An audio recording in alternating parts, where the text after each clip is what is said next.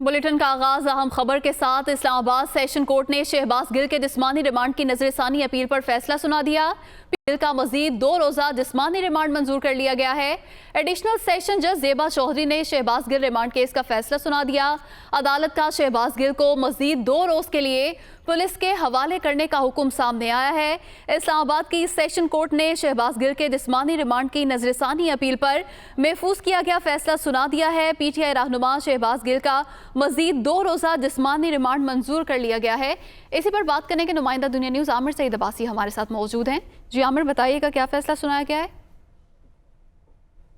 देखिए, इस्लामाबाद की session court में फैसला जो महफूज किया गया था, जो पुलिस की अपील थी जिसमें पुलिस का यह मौक़िफ़ था कि शहबाज गिल को जुडिशल रिमांड पर जो भिजवाया गया है वो दुरुस्त फैसला नहीं है, बल्कि उनको जिस्मानी रिमांड पर पुलिस के हवाले किया जाए।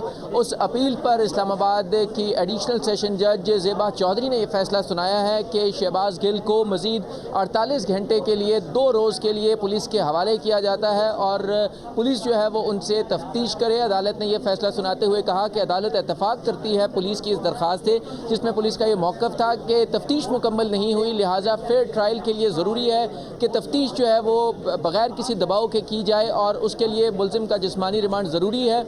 इसलिए अदालत ने यह कहा कि हम पुलिस की ये दरख्वास्त मंजूर करते हैं और मज़ीद 48 घंटे के लिए शहबाज गिल को पुलिस के हवाले करने का हुक्म देते हैं।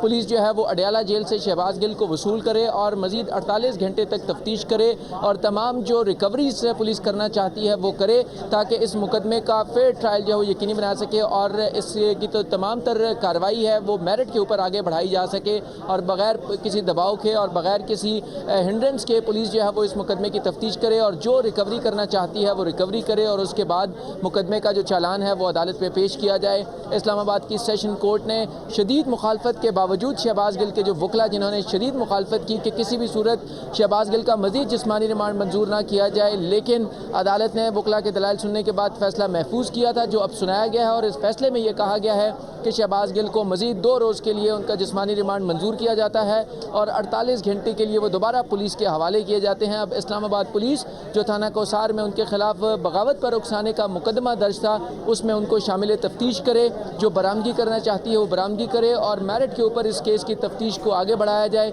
ये अदालत की तरफ से हुक्म दिया गया है और अब अदालत ने शहबाज गिल को मज़ीद 48 घंटे के लिए इस्लामाबाद पुलिस के हवाले करने का हुक्म दे दिया है और ये कहा है कि मज़ीद 48 घंटों का जिस्मानी रिमांड दे दिया गया है। आमिर सईद अब्बासी, बहुत शुक्रिया आपका।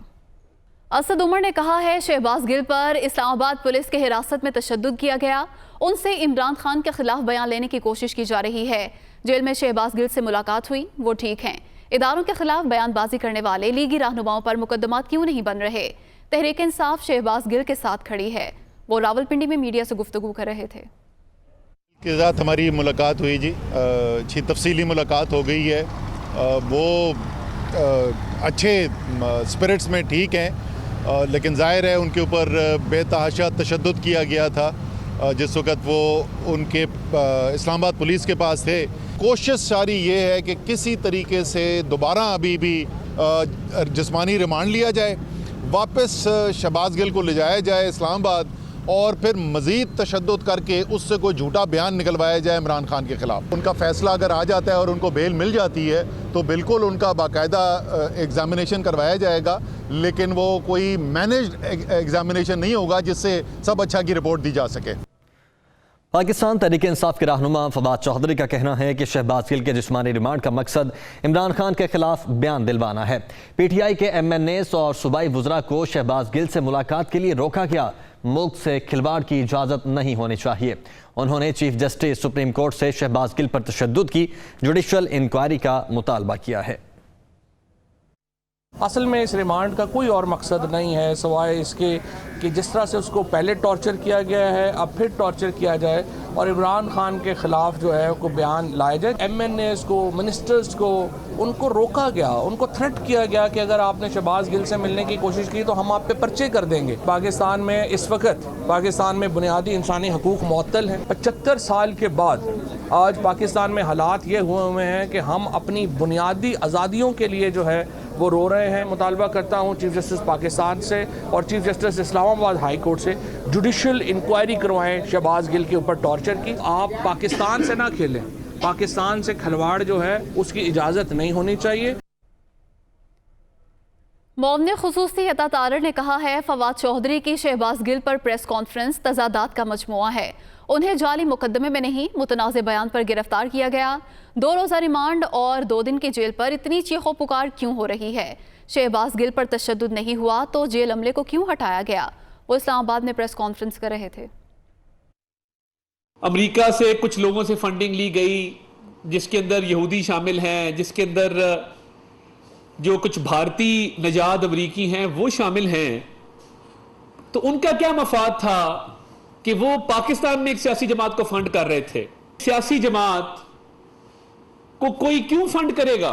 तो आज जब शहबाज गिल के दिफा में फवाद चौधरी साहब ने प्रेस टॉक की तो वो तजादात का मजमुआ था कि एक ऐसा लाडला जिसने पाकिस्तान की सालमियत के खिलाफ बयान दिया, जिसने मुल्क दुश्मन बयानिए के हवाले से बात की, उसको एक रात जेल में गुजारनी पड़ती है तो पूरी इंतजामिया हिल जाती है। क्या अगर ये मुल्क मुखालिफ बयान ना दिया था शहबाज गिल ने तो क्या शहबाज गिल जेल में होता? क्या उसको बिला वजह पकड़ा गया है? 2 दिन का रिमांड और 2 दिन की जेल में क्यों जलजले आ रहे हैं? क्यों पूरी इंतजामिया हिल के रह गई है?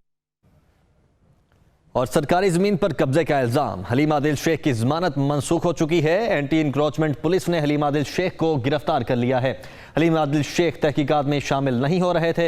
हुकाम की जानिब से ये मौक़िफ़ अपनाया गया है और उन्हें गिरफ्तार कर लिया गया है। सरकारी ज़मीन पर कब्जे का उन पर इल्ज़ाम आया था। हलीम आदिल शेख की जमानत मंसूख हो चुकी है और एंटी इंक्रोचमेंट पुलिस ने हलीम आदिल शेख को गिरफ्तार कर लिया है, जबकि हुकाम की जानिब से कहा जा रहा था कि हलीम आदिल शेख तहकीकात में शामिल नहीं हो रहे थे।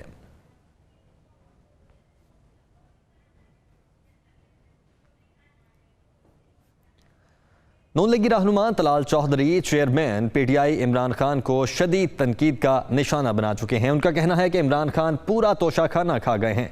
दोस्त ममालिक से मिलने वाली घड़ियां और टी सेट तक ना छोटे। तोशा खाना खाने वाले को इलेक्शन के लिए अहल कैसे करार दिया जा सकता है? इस मुल्क में आम आदमी और लाडले के लिए अलग अलग कानून है। नौजुबिल्ला ये मदीना की रियासत का वली कि पूरा तोशा खाना खा गया, पूरा बैतुल माल खा गया और कोई पूछने वाला नहीं। रोलेक्स की घड़ियां और महंगी घड़ियां, हीरे की अंगूठियां और हारों से ये भरे पड़े हैं डॉक्यूमेंट। गुलदान है वो भी अगर आया है तो वो भी घर रखा है। टी सेट यानी चाय का ये जो टी सेट है वो भी अगर किसी ने गिफ्ट दिया है तो वो भी अपने घर रखा है और उसकी कीमत लगाई है 3500। कौन सा मुल्क है जो सरबराहे मुमलिकत को 3500 का गिफ्ट देगा? किस तरह इलेक्शन लड़ने के अहल हैं या सादक व अमीन हैं? पाकिस्तान में दोहरा कानून है या सबके लिए एक जैसा? हमने तो ये इतने एतराज़ात सिर्फ इसलिए फाइल किए ताकि कौम के सामने पता चल सके कि लाडलों के लिए और कानून है और आम पाकिस्तानियों के लिए और कानून है। वज़ीर ख़ज़ाना मिफ्ता इस्माइल का कहना है कि आमदनी और अखराजात में तवाज़ुन पैदा करना ज़रूरी है। कोशिश है खसारे को 4000 अरब तक लाया जाए। हुकूमतों ने बैरूनी कर्ज लिया लेकिन उसका दुरुस्त इस्तेमाल नहीं किया। हमने बजट का खसारा पूरा करने के लिए कर्ज लिया। बरामदात बढ़ाने से ही मुआशी मसाइल हल होंगे। वो इस्लामाबाद में तकरीब से खिताब कर रहे थे। कोशिश है कि 4000 अरब रुपए का डेफिसिट होगा। अब 4000 अरब रुपए प्राइवेट सेक्टर के पास नहीं है तो 4000 अरब रुपए कहाँ से आएंगे? तो 4000 अरब रुपए आप दूसरे दीगर ममालिक से बोरो करते हैं। तो पाकिस्तान में ये हुआ है कि हमने एक्चुअली दुनिया से बोरो ज़रूर किया है लेकिन उसको प्रोडक्टिव यूज़ में नहीं डाला है। और बोरो इसलिए करना पड़ रहा है कि पहले बजट डेफिसिट करते हो तो करंट अकाउंट डेफिसिट होना ज़रूरी है। ये बेसिक इकोनॉमिक इक्वेशन है। अनलेस के बिहेवियर चेंज हो जाए लोगों का और सेविंग्स बढ़ जाए। अब ये जब भी आप करंट अकाउंट डेफिसिट करेंगे तो आपका बजट डेफिसिट करेंगे तो करंट अकाउंट डेफिसिट ज़रूर होगा। सुप्रीम कोर्ट का बड़ा फैसला, सिंध बल्दियाती इंतखाबात दूसरा मरहला शेड्यूल के मुताबिक होगा। सुप्रीम कोर्ट ने सिंध की हल्का बंदियों के केस का फैसला सुना दिया है। सुप्रीम कोर्ट ने हल्का बंदियों से मुताल्लिक दरख्वास्तें निपटा दी।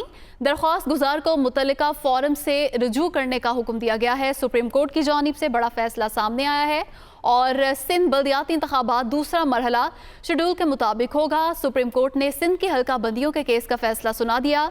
सुप्रीम कोर्ट ने हल्का बंदियों से मुतालिक दरख्वास्तें निपटा दी हैं और दरख्वास्त गुजार को मुतल्लिका फोरम से रुजू करने का हुक्म दिया गया है। सुप्रीम कोर्ट का बड़ा फैसला सामने आया है। सिंध बल्दियाती इंतखाबात दूसरा मरहला शेड्यूल के मुताबिक होगा। सुप्रीम कोर्ट ने सिंध की हल्का बंदियों के केस का फैसला सुना दिया। वज़ीर-ए-आज़म शहबाज शरीफ ने बैरून मुल्क नए सफ़ीरों की तैनाती की मंजूरी दे दी। फैसल नियाज तिर्मिज़ी मुत्तहिदा अरब अमारात के सफ़ीर तैनात किए गए हैं। रज़ा बशीर तारड़ जापान, आसिम इफ्तिखार अहमद फ्रांस के लिए सफ़ीर तैनात किया गया है।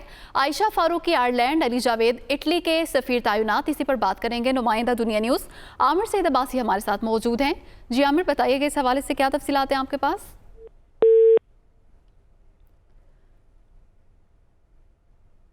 आमिर सईद अब्बासी से रब्ता बहाल करने की कोशिश करेंगे। वज़ीर-ए-आज़म शहबाज शरीफ ने बैरून मुल्क नए सफ़ीरों की तैनाती की मंजूरी दे दी है। फैसल नियाज तिर्मिज़ी मुत्तहिदा अरब अमारात के नए सफ़ीर तैनात किए गए हैं। रज़ा बशीर तारड़ जापान, आसिम इफ्तिखार अहमद फ्रांस के लिए नए सफ़ीर होंगे। आयशा फारूकी आयरलैंड, अली जावेद इटली के लिए सफ़ीर तैनात किया गया है। आसिफ मेमन हंगरी, जुनेद यूसुफ तुर्किया में सफ़ीर तैनात किए गए हैं। इसके अलावा आफ्ताब हसन खान की हाई कमिश्नर बराए जनूबी अफ्रीका तैनाती की मंजूरी दी गई है। चेयरपर्सन चाइल्ड प्रोटेक्शन ब्यूरो सारा अहमद को एक बार फिर वज़ीर आला पंजाब की मुआवन बराए चाइल्ड राइट्स मुकर्रर कर दिया गया है। वज़ीर आला पंजाब चौधरी परवेज़ इलाही के ऑफिस से चेयरपर्सन चाइल्ड प्रोटेक्शन ब्यूरो सारा अहमद का मुआवन बराए चाइल्ड राइट्स की तैनाती का नोटिफिकेशन जारी कर दिया गया है। सारा अहमद सूबे में होने वाली तमाम कार्रवाइयों के हवाले से वज़ीर आला को आगाह करेंगी।